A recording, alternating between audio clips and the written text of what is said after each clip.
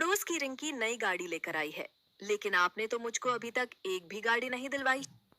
जितना कमाता हूँ उतना तो तुम्हें ही देता हूँ। घर का खर्चा तुम ही तो चलती हो। हाँ देते हैं, लेकिन पता है कितना देते हैं?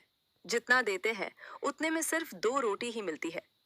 पता है इस झोपड़ी में रहते रहते कितना समय हो गया है, पर वही सूखी रोटी खाने को मिलती है। अब मैं क्या करूं? जितना कर सकता हूँ उतना करता हूँ, उतना कम लेता हूँ। ढाबे पर ही तो कम करता हूँ मालिक। जितना देता है उतना तुम्हें लाकर दे देता हूँ। अब मैं क्या करूं? जितना कर सकता हूँ उतना करता हूँ, उतना कमा लेता हूँ। ढाबे पर ही तो काम करता हूँ मालिक। जितना देता है उतना तुम्हें लाकर दे देता हूँ।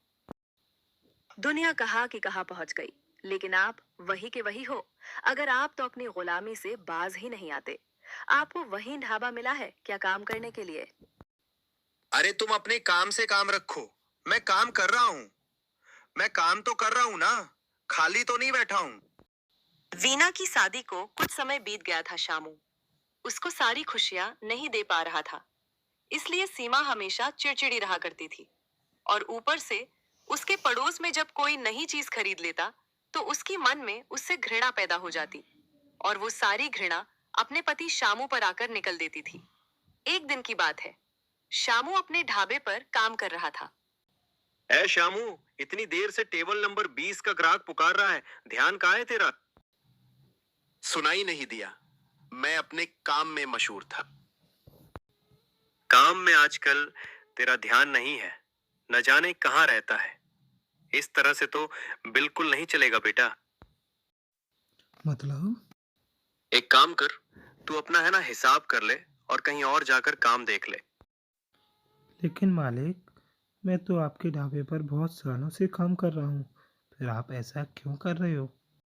दरअसल बात यह है कि मेरी बीवी का भाई यानी मेरा साला गांव से आया है। उसको काम धंधा नहीं मिल रहा है, इसलिए वो मेरे काम में हाथ बटाना चाहता है। अब दो दो कारीगरों को तो मैं रख नहीं सकता। इसलिए इसलिए तुझे यहाँ से जाना होगा। मालिक, आप तो जानते हैं मैं तंदूरी रोटी बहुत अच्छी बनाता हूँ और साथ में डोसा भी। अरे मैं जानता हूँ, मेरे यहाँ पर ग्राहकों की भीड़ लगी रहती है, परंतु अपने साले को भी माना नहीं कर सकता ना तू। तो जानता ही है कि साले को माना करना आफत मोल लेना है। अगर मैंने उसको मना कर दिया तो मेरी बीवी मुझे जीने नहीं देगी। इसलिए तुझे यहाँ से जाना ही पड़ेगा बेटा। अब चाहे लाभ हो या घाटा, ये मुझे करना ही होगा। शामू वहां से मुंह लटकाकर चला जाता है, लेकिन उसे समझ नहीं आ रहा था कि वो काम करे तो क्या करे, नहीं तो क्या करूं। सीमा तो वैसे ही मुझसे लड़ती रहती है। घर के खर्चे के लिए उसके पास पैसे कम पड़ जाते हैं। अब अगर उसे पता चला कि मेरी नौकरी चली गई है, तो जाने वो क्या कहेगी।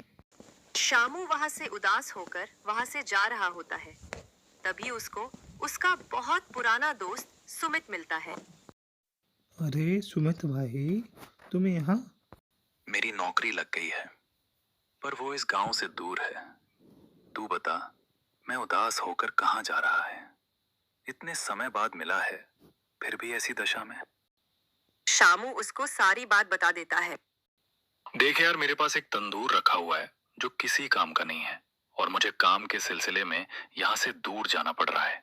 तो एक काम हो सकता है, तू मेरा तंदूर ले ले और अपना एक नया काम शुरू कर ले। ये तो तूने बहुत अच्छी बात कही। अगर मुझे तंदूर मिल जाए तो मैं डोसा पाव बनाकर बेच सकूंगा। चल ठीक है, मैं तुझे तंदूर देता हूँ। शामू सुमित का तंदूर ले आता है और सीमा को सारी बात बताता है। सीमा भी इस बात पर बहुत दुखी होती है कि उसकी नौकरी चली गई, पर अब वो बात समझकर शामू से कहती है, चिंता वाली बात तो है कि आपकी नौकरी चली गई, परंतु अच्छी बात यह है कि हमें तंदूर मिल गया। ये लीजिए, मैंने कुछ पैसे जोड़ रखे थे। अरे अच्छा हुआ तुमने कुछ पैसे बचा रखे थे। अब इन पैसों से हम अपना काम करेंगे। ये पैसे हमारे काम आएंगे। मैं अभी जाता हूँ और बाजार से सभी सामान लेकर आता हूँ। श्यामू बाजार से डोसा का सामान ले आता है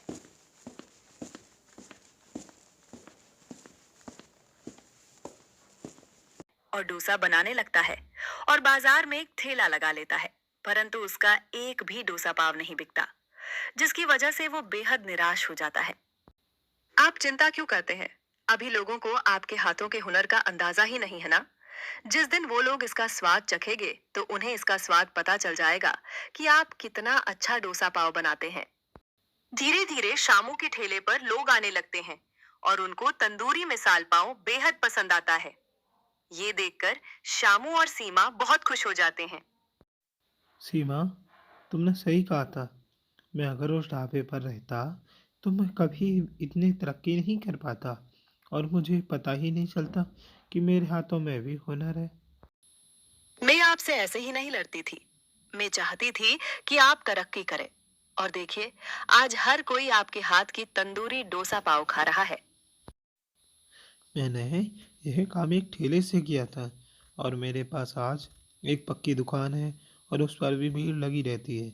यह देखकर बहुत खुशी होती है। शामू दिन पर दिन तरक्की किए जा रहा था।